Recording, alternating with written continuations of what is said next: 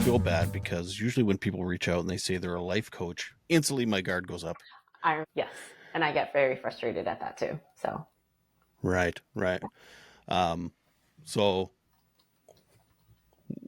how are you not like those people? how am I not like the people that just hang up a shingle and say I'm a coach? Yeah. I mean, a couple things. One, I'm certified. I have multiple certifications. I went to school. I've done the practice. It's almost like you do an internship. You're required to do, I don't even know what the hours are anymore. It's like 50 hours of coaching. And someone who has also gone through this process reviews your tapes, gives you feedback, tells you what you're doing right or what you're not doing right. You have to sign this agreement with the ICF that you understand, what is coaching, what is not, what's that border between coaching and therapy, and you will not cross that line. Mm-hmm. So, it's more, I don't know, integrity, having the integrity, right? Having gone through the training, understanding what my lane is and what is crossing and what could do more harm than not if you're not properly trained in that. Um, and also, I understand what coaching is. Whereas if you talk to some people, they're like, oh, I give advice. And I'm like, great, that's not what a coach does. We don't give advice. You don't tell people what to do, right? That's what maybe Mm. a mentor does, or, yeah, so, or what friends do. That's not what coaches do. So, So what do you do as a coach? dang it. No. So the way that coaching has been defined in so many different ways, right? And really the essence of coaching is to help a person change in the way they wish and help them to move in the direction that they want to go, even if that direction is not clear. And I liken all of us to be like onions. So deep down at our core, we have our values, we have the things that light us up, that get us, excited out of bed. And that's at your core. And then you have all the layers of that onion, and I call those the shoulds. And those are the shoulds of parents, teachers, managers, coaches, society at large, telling you what you should or shouldn't do, who you should or shouldn't be, what should or shouldn't be the right next step in your life. And when you have a lot of those layers, then you lose a sense of, well, who am I? What really matters to me? Mm. Right. Mm-hmm. And so coaching is helping you to peel back those layers of your onion to get back to what really matters to me. Right. I know so many people who pursue promotions, go after jobs, buy a house because they should versus they truly want to. So it's really about peeling back those layers, helping you to understand what is it that I want, not should, right? What do I really want? And it is about empowering people to become the person that they want to be, right? It's about building awareness of choices because sometimes we feel like we don't have choice. Mm-hmm. And then once you're aware of the choices, then it's about empowering you to take some of the choices because sometimes we see all the choices and we're like, nope, don't like any of them. They're scary. They're, like, I don't want to do it. So then it becomes empowering you to take choice. It is not advice giving. And the reason I tell people it is not advice giving is, like, for example, if a lot of people say they want to get healthier. Right. If I were to ask you, what does it take to get healthy, Todd? Tell me, what does it take to get healthier? Ooh. Well, for me, I break it down physically or mentally, and Mm-hmm. I mean everybody's different. What? Yeah. Yeah. Well, Everybody is different. And there's like this general, you need 8 hours of sleep, right? 7, 8 hours. You need to drink mm, 8 cups of water a day. You need to get movement. You need to eat well, right? There's certain things that all of us need to stay healthy. And yet so many of us struggle to get healthy. And so it's not lack of advice. It's not lack of knowledge. I could tell you, go run 10 miles, eat a salad, sleep 8 hours, but that's not going to change things. you sound like my doctor now. Just call me Dr. Yip. Um, and so that's why coaching is not advice giving, because I could tell you all the advice, but that's not necessarily going to change things. As a Mm. coach, my job is to help you uncover what are the specific obstacles that are in your way. So it's that awareness. And then how do we navigate that obstacle rather than let me just tell you what to do. Gotcha. Um, How's so that for yeah, an answer? I like it. I like it. So you really customize each strategy for each person, and um, really kind of break down everybody's kind of roadblocks and how to go past those roadblocks and become the person they want to be. Like you said, yeah. Yeah, Wow. and the thing is, sometimes people come and the thing they want to work on is not even the real thing that they want to work Mm. on, right? I had a client who came to me. Her thing was, um, I want to find the next thing in my career, right? I'm not sure what that is, so I'm trying to figure that out. And through our work together, we discovered she doesn't really want another job or another career path. What was driving her to do this was because the company she worked for, everything was changing. They restructured. She had a new team, a new boss, a new physical location. So all of that was changing. She does not like change when she's not in control of it. Hmm. And so she was trying to get back that control or a sense of control by saying, well, I'm not going to stay here. I'm going to find something else that makes me happy. And what through our work, she actually realized, I love my job. I love the company. I just don't like this change. So how do I sit with that discomfort of change when I'm not in control of it? And that's what we started working on. Hmm. Hmm. So you diagnosed her with borderline personality disorder and prescribed her some Yes, medication. exactly. Cool. We're kidding, everyone. We're kidding. Or I am, Yeah. anyway. At least I am. Yeah. You're going to be like, what are you doing? No, I like that. I mean, I probably maybe I could use a life coach more than a psychotherapist or a psychologist or a no, what's the doctor? uh, Psychologist, Psychiatrist. psychiatrist. Yeah. Um, well, actually, I have seen an ADHD coach, Mm-hmm. and they use the word coach, and I was always comfortable with it because I don't know, the ADHD thing was Uh-huh. more it negated The the coach. yeah, the coach word, and it's very similar as what to what you're saying, because I mean, I I, I don't feel like I fit in with society sometimes, and it's like I even my sleeping patterns. It's like I like sleeping for 5 hours and then doing a bunch of work and then napping for two and then going back to work, and, and I don't want to have a career. I want to have a wonderful lifestyle that happens to make money, whether it's art or whatever, or Mm-hmm. podcasting or whatever, um, and yeah, I always felt, I don't know, like I always felt like I didn't fit in society in a way because of the pressures of and the learned the oh, what's the word I'm looking for? Ah, I had a nap earlier and it went too long actually, so now I'm like a little foggy, but um, yeah, it doesn't matter. I don't know. I wasn't conforming to what you know. Oh, belief systems. I had Mm. belief systems in me that were like, you have to go do this and or should Yep. the should layers, like an ogre Yep. layers. Layers. Yeah, yeah, and I mean, and some people they're told they should get married, get a house, and then have children, and some people don't even want children, Yep. and some people really do, Mm-hmm. and some people can't have those children, Yep. which is one of the major reasons why I wanted to talk to you was Yeah. my wife and I had a bit of trouble at the start, or at least we thought we did, until we Mm-hmm. started talking to people that have real trouble having children, and yeah, it quickly dawned on us like how mentally taxing, and Mm-hmm. yeah, yeah, maybe explain your journey with that, and Yeah. um, yeah, Yeah. So let's see, where do I even begin it? I'll start here.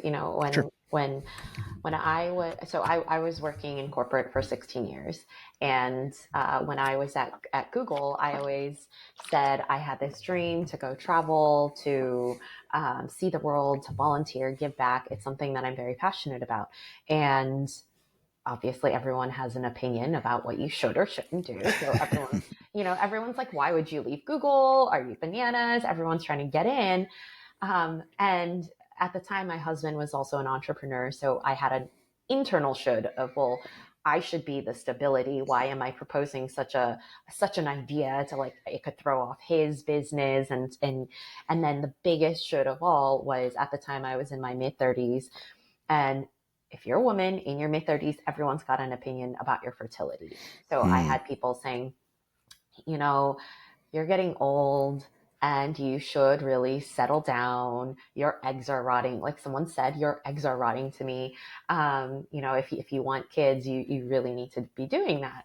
And at the time, we had this dream that we really wanted to pursue. And then we also wanted kids, but obviously, like, it's hard to do the travel bit, right, with the kids. At least the type of travel that we want to do. We love climbing mountains and stuff, right? So Hmm. um, so we had our embryos frozen, and we thought that's a great backup plan. We'll go do our travel bit, come back, settle down, start a family. And a year later, after we froze our embryos, we found out that the tank, our embryos were stored in lost temperature control. And they didn't even call us. They sent an email on a Sunday morning. And at 7 a.m., I woke up and I'm like, what is this email? And I had to call my husband over and be like, can you read this? Like, what does it say? Right. And I started freaking out. And essentially, they told us, we can't tell you the viability until you plan to use the embryos. And I was like, well, I wasn't planning to use them. Like, what is this? We decided to do IVF again. And this time we only had one good embryo. And statistically, you need three like good embryos to have a live birth. And Hmm. so that was when I hit rock bottom of, like, okay, so I feel like the universe is telling me I can only do one or the other. I can't do both. And I need to make a decision, because you can't have kids and return them. You can't be like, I'm going to try it out and then decide I don't want it, right? And Hmm. so, That's why I, you get a dog. yeah, yeah, that's a good trial. But at the time, I really had to make that decision. And coming from a very traditional household where you don't air your dirty laundry, you don't tell people what's really happening. I decided, well, I'm just going to read books and try to figure out the answer, because I can't tell anyone about my challenges, right? And plus, on the outside, everything looked great. I have a wonderful job, wonderful husband, right? Loving friends and family. What could I possibly be complaining about? So there's also a bit of that shame and that comparison, right? Why am I Hmm. complaining? So I decided, well, I'm smart enough. I'll just read books and I'll figure it out.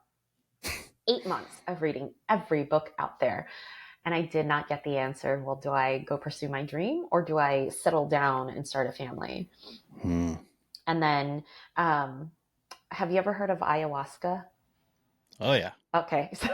Well, for the listeners who don't know what ayahuasca is, it's a medicinal psychedelic plant. In Peru, they have a shaman. It's this concoction that you drink. And so my best friend told me, hey, there's this thing, it's called ayahuasca, and it's supposed to give you clarity. And I'm like, clarity? That's what I need. I need clarity. So I went down to Peru for a 5-day ayahuasca ceremony. And I will tell you, it gave me a lot of clarity on life, on a lot of things. Like, I wouldn't be here telling you all of this if this were from, like, back then, because I had an armor on. I did not let people in. Um, and so I really learned a lot about the power of vulnerability, the power of sharing, the power of asking people for help. Um, but I did not come back with clarity on, do I start a family or do I go pursue my dream? Like, and uh, The ayahuasca knew what the priority was. exactly. They always say ayahuasca gives you what you need, Hmm. not what you want. Hmm. Right? Gives you Hmm. what you need, not what you want. And so when I returned back to the US, a coworker told me about coaching. And I was kind of like you. I heard the word coach. I didn't know what it was, but when he explained it to me, I kind of cringed. I'm like, how does somebody who doesn't know me help me? Like, this does not make logical sense. And I've got to pay them money to do this. This is just right. Um, but I was pretty desperate. And so I was like, okay, I'm going to try this. And my coach was the best decision that I ever made because she helped me to realize two things. One, I'm not in control of very much. Hmm. Even if I stay, I am not guaranteed kids, right? It's so many couples are going through infertility issues, right? And challenges. And so just because I stay, I'm not in control of that. But what I am in control of is if I go pursue my dream. I can choose that. Hmm. And so I made the decision, I'm going to leave Google. I'm going to go pursue my dream. And the other thing that I decided was I want to help other people the way my coach helped me, right? It sucked feeling stuck, and her helping me to peel back those layers of the onion was one of the greatest gifts. And so I went back, I got my coaching certification. And in January of 2020 was when I sold all my belongings. I left my job at Google. My husband and I, we were living in New York at the time.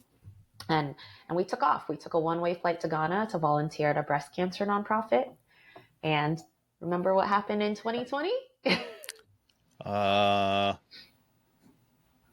well, I don't know about Ghana, but in my hometown, we had a pandemic. Oh, that we didn't have that in Ghana. I'm just No? kidding. No, yeah.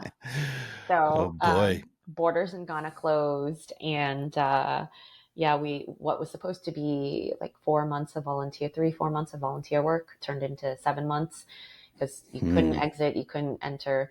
But it was one of the greatest gifts because that was when I started vocalizing more, speaking up more about just things that are hard. My personal journey of fertility, all of the things, and people resonated with it, and yeah, the rest is Hmm. history. Hmm. And I do want to add because a lot of people do ask me, so whatever happened to the embryos? I ended up getting pregnant at age 40 overseas. My husband and I, we were turning 40 and we're like, well, everyone says it's going to take a long time at age 40. So we better start trying now. It'll probably be a year. We'll have a year to travel during that time. And then we got to go home and see about those embryos. And 2 months in, we got pregnant. So we're like, Hmm. well, just kidding. We don't have that much travel time to head home. So I had the first one. And then we did in 2020, what year? 2023, I went through all of the embryos that were in the tank, and it was one after the next. And it was like fail, fail, fail, fail. And that was just, Those are the original ones that. yeah.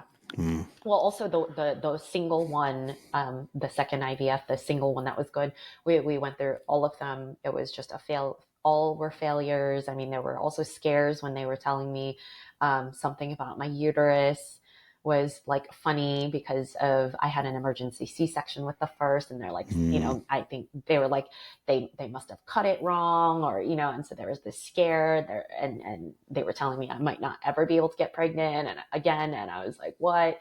So there was a whole year of just like the big emotions, plus you're injecting yourself with all these hormones, right? You're feeling bloated and your stomach looks like it's been attacked by a hive of bees. Hmm. And so that was really rough. All of them were failures. And, um, in November of 23, that was the last one. It failed. We got the news, and I told my husband, I cannot do any more of these injections. It's mentally, emotionally, physically just too much. I need a break. We're entering the holidays. Let's just enjoy the holidays.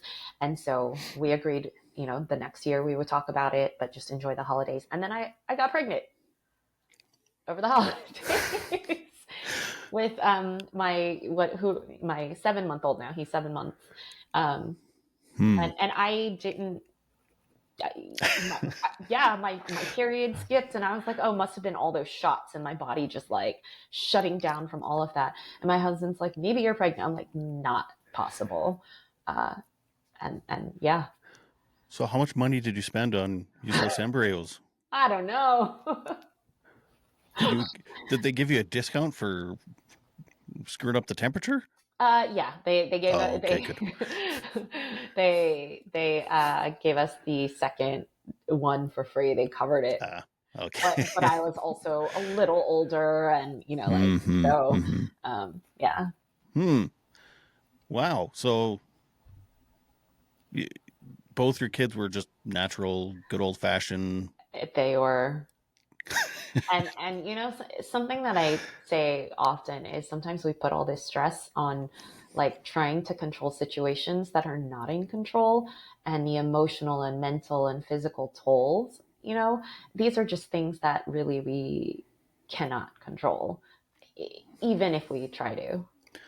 So was freezing your embryos and going all through that? Do you think that those were shoulds? Yes, it was a should, especially, I mean, I don't know. At the time, I saw it as an insurance policy, as a backup plan, because I know statistically when you hit a certain age, your likelihood of being able to get pregnant drops. The doctor showed me this chart when I went in, right? And it was like, here you are, and you're going to be here by next year. You're going to just Hmm. plummet. And it made me really afraid. And Did he get kickbacks from the fertility clinic? he was the doctor at the fertility clinic. Oh, So, and I mean, yes, capitalism. they're helping you through. And I mean, I granted, I understand the risks and I understand, but I also do feel like they use a lot of scare tactics.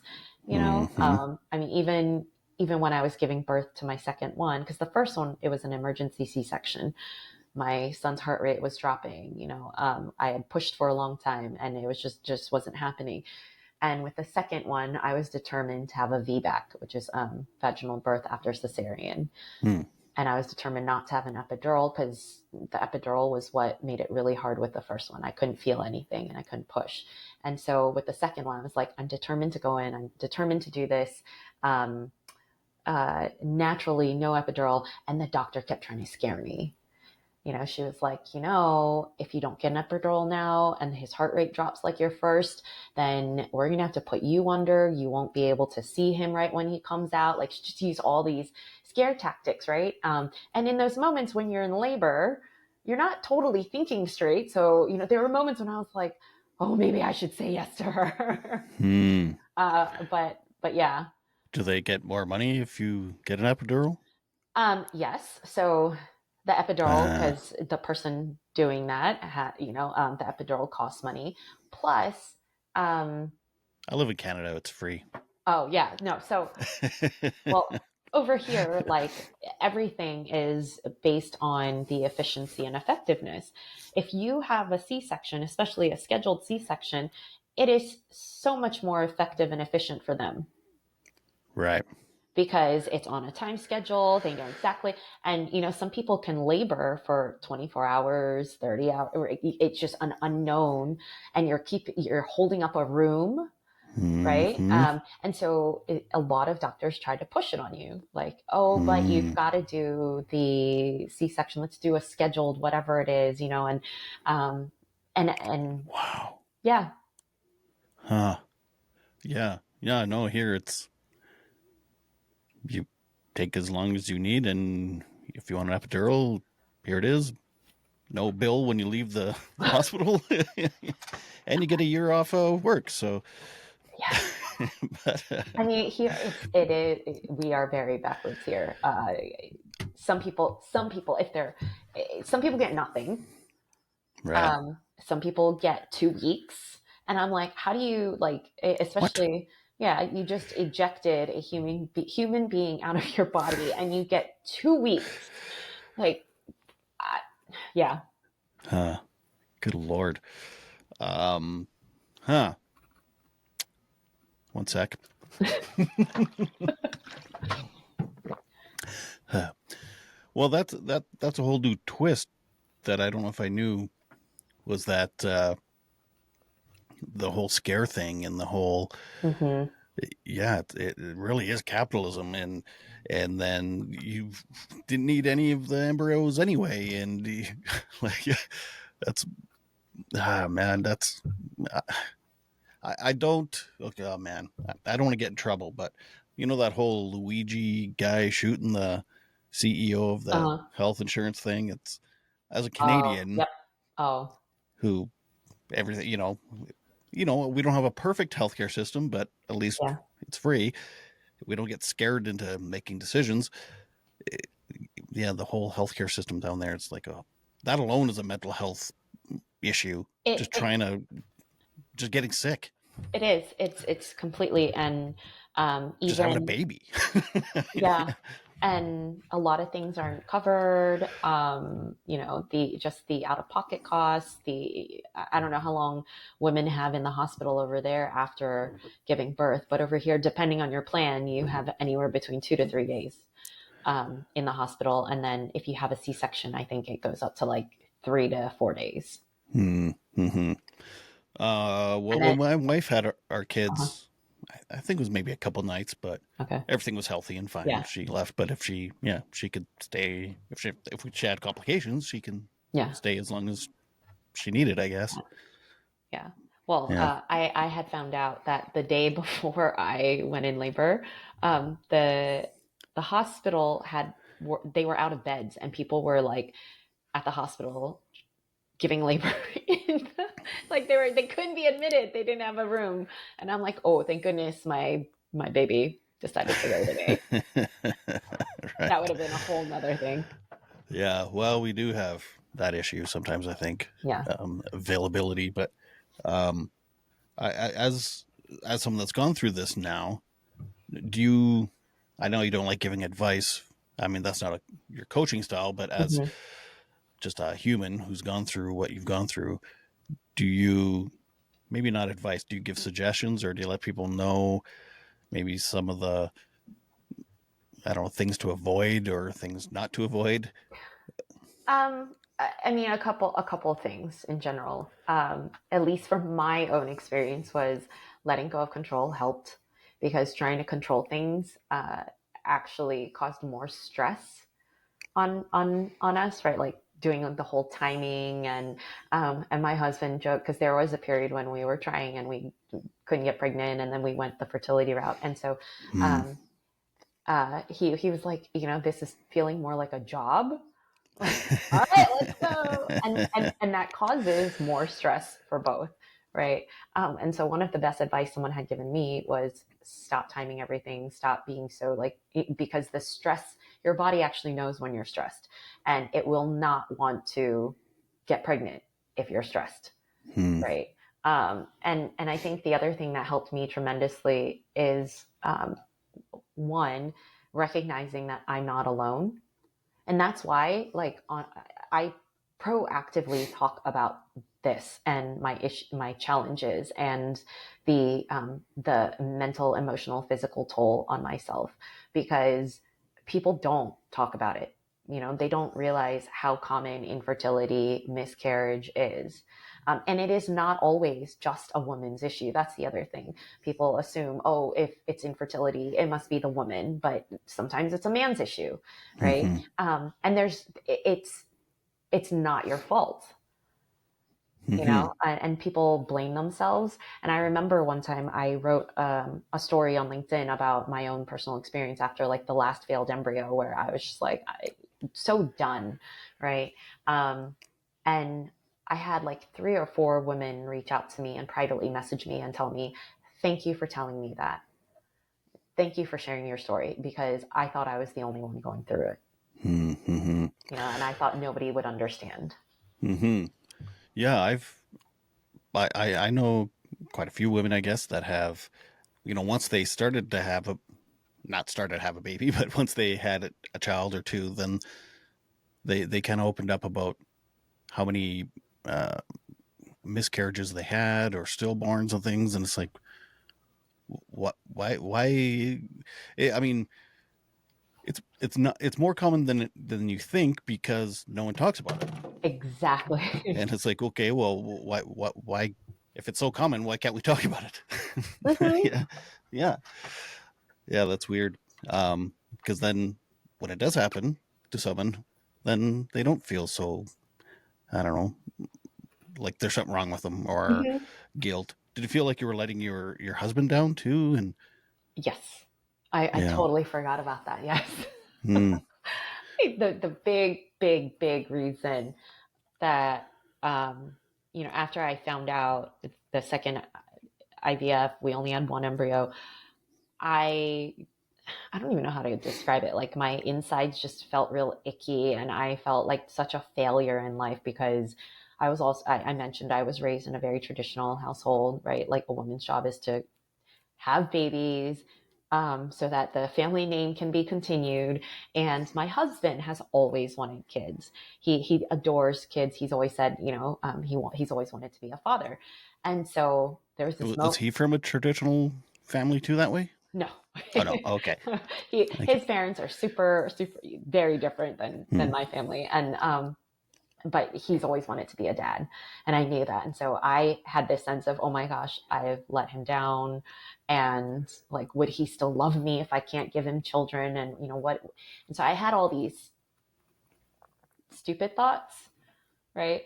Now looking back, I'm like, you're so silly. Shoulds. Like, those are exactly shoulds, all those shoulds. And one day I had the courage to go to him, and he saw me crying, and he asked me what was going on. And so I told him, I was like, I'm afraid that you won't love me because like, I feel like I'm failing us and being able to have kids, and, look at all this stuff that's happening. Um, and he looked at me lovingly and said, do you really think I wouldn't love you because of what's happening with the tanks and our embryos? And I'm like, yeah.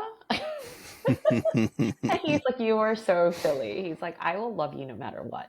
Right. And he's like, Hmm. and just because we can't have our own kids, which isn't even off the table yet, right? Like it's the Hmm. embryos. But just because of what is happening, even if we can't have our own kids, we have other options to become parents. And they Hmm. might not be ours, but there are so many kids out there that need to be adopted, that need loving families and loving parents, right? We have options to become parents, even if it's not our number one choice, right? Hmm. And so that was this, oh my gosh, yeah. I didn't even think about that. So Hmm. And 10 minutes later, you conceived. yes. How'd you know? Were you there? No. 2 minutes later, actually. Oh well, congratulations! I'm glad it all worked out for you. Yeah. Um, I know a lot of women then also go through post. Oh my god, postpartum. I almost said postmortem. That's very different. Postpartum uh, issues and depression, and something I've just learned not too long ago is postpartum OCD. Did you struggle with any of Oh that? yeah. So with the first it was all of the things. It was, Hmm. I mean, I was with the first, I had my first panic attack. Hmm. Because Hmm. as I mentioned, my husband was an entrepreneur. His entrepreneurship at the time, like wasn't going wonderfully. I I hear him. Yeah, I was also an entrepreneur. So, we needed stability, we needed income. If I go on maternity leave, I'm not bringing in income. Um, and so we really needed for him to go get a job, but he was dealing with his own internal stuff, where he felt like he wasn't good enough to, land a successful job. And so there was that happening. So we didn't have this stable income coming in. Plus, insurance is fun filled, and that stress and anxiety. Plus, we were moving back from overseas, and we had nothing. We didn't Hmm. have a car. We didn't have a home. We didn't know where we were living. Plus, we had to buy all the baby things. Figure out, how do we take care of this little human being. So it just felt like this massive pressure, and I had, I think, 3 panic attacks, and I didn't even know what they were Hmm. because I completely blacked out. And then I told my friend about it. I was like, oh yeah, I had this experience where I blacked out, I couldn't breathe, and she's like, you had a panic attack. And I'm like, I don't have panic attacks. And she's like, well, you just did. Um, and so with the first one, there was all that stress, and then I, I went into labor, and it was just the hardest thing. I guess it, typically when you go in labor, you dilate 1 centimeter every hour. I dilated from 5 to 10 in 1 hour.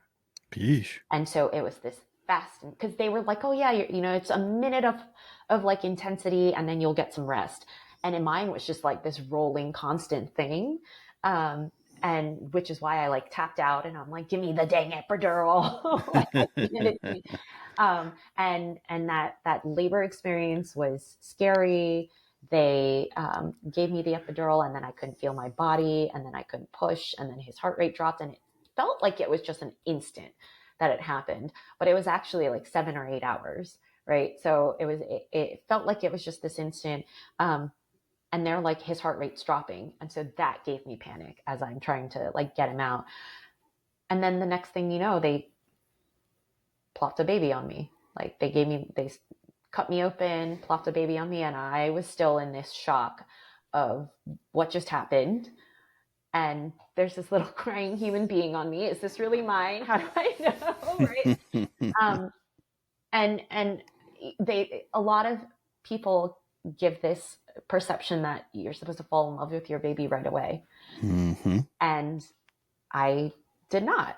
I looked at this human being and I'm like, what the? And it was such a traumatic birth that I was still processing what was happening. And then that gave me some guilt of, well, I should love this little thing. I don't. Am I a horrible person for feeling this way? And then after, Plus all the trouble I've gone through to have it, and now it's, yeah, you know what? like what is going on here? And then when I got home, I experienced all the things that you mentioned. I had postpartum depression. I also had anxiety. I started getting these intrusive thoughts and became so afraid of death, and not my own, but everybody else's around me. So I would lay down, close my eyes, and like just the thoughts of what if my son died? What if my husband died? What if, and I would literally like reach over to make sure my husband is still breathing, or go to the crib and check to make sure my son is still there and like breathing. And it was just, it caused me to not be able to sleep at night. Because I'm constantly, it was so hard to sleep. And you probably know this, when you're not sleeping, it just makes things worse. And it became this cycle, and it got better over time. I saw a therapist and she helped me tremendously, but it probably lasted almost a year, and it got better over time. But at the start, it was just really hard. Mm-hmm. I know when I have anxious moments and depression and things, when I'm in the middle of it, it does feel like it's never going to end. Like Yeah. this is just my life now, and now I don't know if I can live like this, like Oh yeah. for another day, let alone another few decades. Yeah. Yeah, it's really scary. So I'm glad that that you were able to get through that part. Yeah. Um, did you ever have? Because some parents, so I believe. Correct me if I'm wrong. That OCD thinking of someone's going to harm my child, or thinking of that death, and then there's the other side where it's some parents have like weird homicidally kind of thoughts. Are they both OCD? It's just I have no, opposite spectrums of the. yeah, I don't know. I think also, I think intrusive thoughts are yeah, intrusive thoughts. I guess whatever they yeah, are. yeah. Yeah. I mean, that's what my therapist called them. So she's like, "Oh, you're Mm. having intrusive thoughts," and I'm like, "I'm having a what?" um, and it was interesting because the thing that she told me to do was really think about. She's like, "Well, what do you think happens to people when they die?" And I'm like, "I don't know." And so she basically wanted me to um, believe in something, like figure out Oh. what I believe in, what happens after death, because part of the fear and the intrusive thoughts and the anxiety is caused by this not knowing. Hmm. But if you could Mm-hmm. believe in something, then you have that faith, right? Hmm. And So I in a weird actually, way, you found spirituality yeah, ish. and Hmm. I actually started doing meditations on death. At that time. Yeah, and Hmm. um, Didn't I know there was that kind of meditation. yeah, it's a meditation on death, and I forgot the word, but it's basically letting go of attachment and Oh, learning okay. to let go because Kind of people, yeah, Buddhist-ish. Hmm. it is. It's Buddhist, and it's essentially like, how do I let go of this attachment?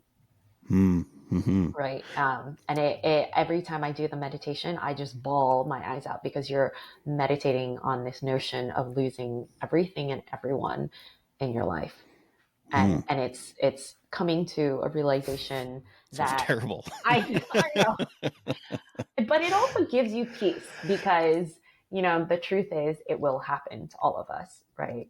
The Yeah. only thing that is going to happen is we're all born and then we will all die. That's the constant that And we we pay learn to do. taxes. And we pay taxes. I mean, some people don't. They might scam the system, so that's not always the truth. I suppose you're right. So that meditation, every time I do it, I bawl my eyes out, and my husband will sometimes like see me doing it. He's like, "Oh, she's doing the death meditation again." Hey, have you heard about the Buddhist vacuum? Mm-mm. So there's this new vacuum out. It's a Buddhist vacuum, but it comes with no attachments. Oh, Oh. Sorry. I Uh, thought you were going to tell me about a real vacuum. I was like, oh, no, I don't think there's any religious vacuums out there. But, I don't know. There could be. Could be. But even, I mean, as a father, mhm. I was very the same way when, like, it took me a while to, like, once we brought our, especially our first kid home, and I'm just like, there's this insanely demanding blob of flesh that is stressing me the f Mhm. out, and I did not love him at first, Yeah. and I felt all the guilt and all the stuff too, and um, again, that's something a lot of people don't talk about. And I asked other fathers, I'm like, did you love your kid right away? Oh, of course I did. And I don't know if they were just, that's what they had to say, or, or if they Yeah. actually felt that way. Yeah. But I'm like, I know this thing is like making my life hell right now. Like, I don't like what the, and I was undiagnosed ADHD Yeah. at that point too. And I'm like, of course, eventually it wasn't like I despised it despised him. There was moments in the day where I was just like looking at him and just, I was, full of wonder and love. And Yeah. then other times where I'm like, what have I done? Yeah. Yeah. I 100%. And my husband, when our firstborn arrived into the world, he told me, "Oh my gosh, the moment that I saw him and I heard his cry, I was so in love."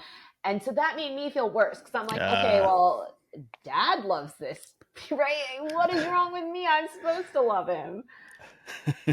So, but I did. I fell so in love with him. yeah, of course. Um, Yeah. and the second one, because the birth experience was so very different, I think the biggest change for me was I went in with letting go of control, letting go of expectations. Right. Hmm. I was like, I know what could happen. I went in to the first expecting a certain thing, and it went off the walls different than what I expected. And that probably was also what caused it to be so hard and traumatic and emotional for me, right? Versus this time, I'm like, I'm going to let go of control. There's the hope it will go a certain way. And if it doesn't, then, I'm okay with it, Right. right? Right. Expect the unexpected. Yes. Yeah. Um, yeah. I'm guessing you're familiar with the Serenity Prayer. Yeah. Yeah, that's one of my go-tos because, well, I've gone through AA years ago, and yeah, it's a good one. That Yeah. for anyone that doesn't know, grant me the serenity to accept the things I cannot change, the courage to change the things I can, and the wisdom to know the difference. Yeah. Yeah, the first time I ever heard that, I was like, "Whoa, that is good." Yeah. Yeah. I forget sometimes. Sometimes I have to remind myself, "Oh, right, I'm trying to push the river Mm-hmm. upstream, Mm-hmm. and it's really hard to try and push a river upstream. Oh yeah. Or Yeah. I could just go with the flow and have faith that things will work out. Yeah. Things really do happen for a reason. At least I think so.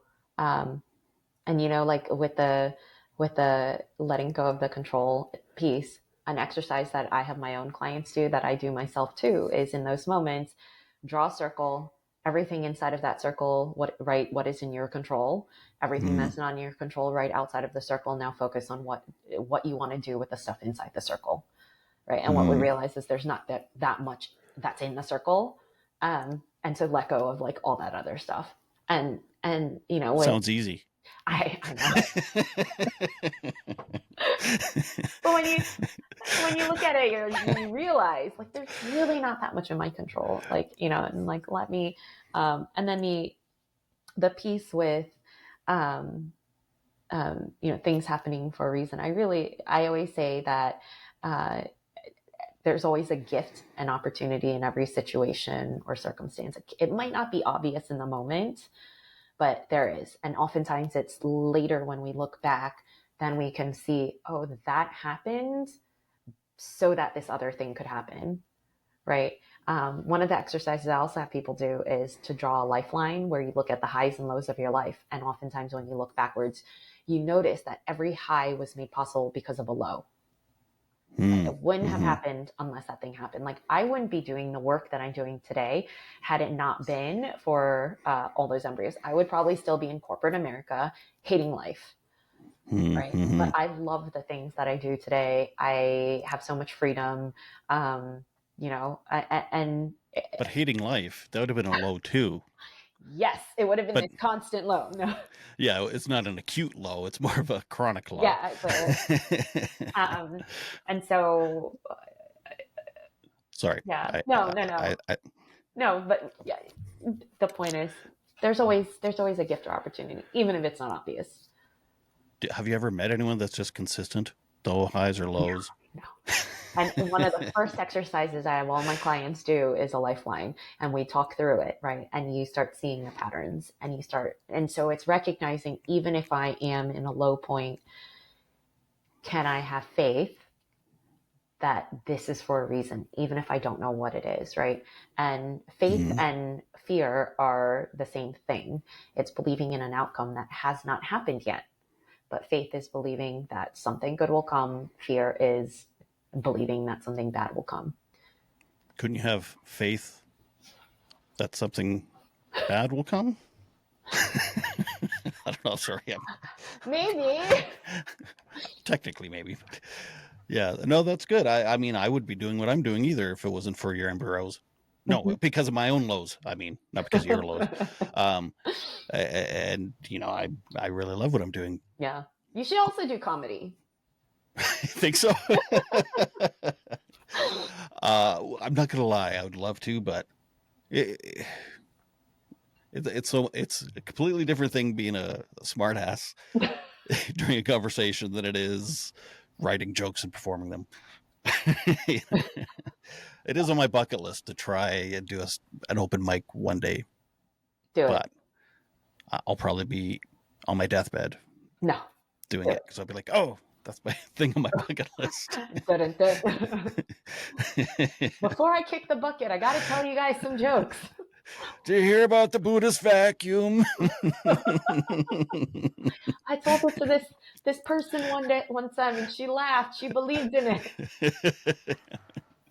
Of course, hopefully there is a Buddhist vacuum when I'm on my deathbed. Mm-hmm. I'll be sure to bring one. Remember? Well, it would be a good life lesson Yeah. because my family would be losing someone. So I'm like, you don't. I'm just an attachment. I don't But this vacuum doesn't come with one, so you can let it go now. know. Yeah. So what you don't have to, but what are your kids' names? Logan and Julian. Julian. Yep. Is that the older one? The younger one. Logan's the older. Anytime I hear Julian, I think of Madagascar. King Julian. Well, Oh, I should let him know that. Well, Julian's name was actually Jackson. That's my son's name. Oh, well, his name was Jackson for maybe 48 hours. We could not agree on a name, and so we had a list, and we're like, let's just pick Jackson. So we picked Jackson, and in the hospital they have a videographer, photographer that takes pictures, and they put like these letters that said Jackson, and so we have a video that says Baby Jackson. Our toddler, he came to the hospital, and we're like, meet Baby Jackson. And after the first 24, 36 hours of being at home, we're like, yeah, he just doesn't look like a Jackson, doesn't feel like a Jackson. Neither my husband or I could like utter the words Jackson to him. And we both love that name, right? So we're like, well, but he's just not a Jackson. And so we looked at each other, we're like, let's call him Julian. So my husband had to like rush to the hospital. Thank goodness it was a weekend. He's like, have you submitted the paperwork for his birth certificate? They're like, no, not yet. And they're like, give me back the paper. I'm going to change his name. Some whiteout. Yeah. That's a fun story. I like those kind of stories. Yeah. What's it called? What do the superheroes have? My brain. The story about how they became a superhero origin story. Oh, yeah. I came up with. I remembered. Yeah. Well, we were just going to name our kid Jack, and then my dad said, "Why not Jackson?" Because that's a family last name. My great grandmother's last name. I was like, "Oh yeah, that's pretty cool." I've never heard of Jackson as a first name. And there's like, we lived in a little town, and there was like, everybody and their dogs started naming their kid Jackson around the same time we did. So then I was all pissed off. I was like, should have just named him Jack. I mean, we just call him Jack, but some people call him Jackson. But yeah. Well, that's a fun story about Jacksons. Yeah. We're connected now. We've got the Buddhist vacuum Jackson, who's one of them is no longer a Jackson. Yeah, I love that. I mean, it would have been a funnier story if your husband was late and couldn't get there. I'm sorry, but that's how my brain works. Well, I mean, they allow you up to a year to change your kid's name. So really? Oh, at least here. Oh, I had no idea. Yeah. Oh, maybe here. I don't know. Yeah. So he looked into it. He was like, well, if they did process it, I could just submit a thing. So yeah. But the funniest part was when our toddler, it took him a while to figure it out. He's like, Baby Jackson. We're like, no, Julian. He's like, Jackson. I'm like, no. Mommy, confuse the poor kid. Mommy and Daddy changed their minds. His name is Julian.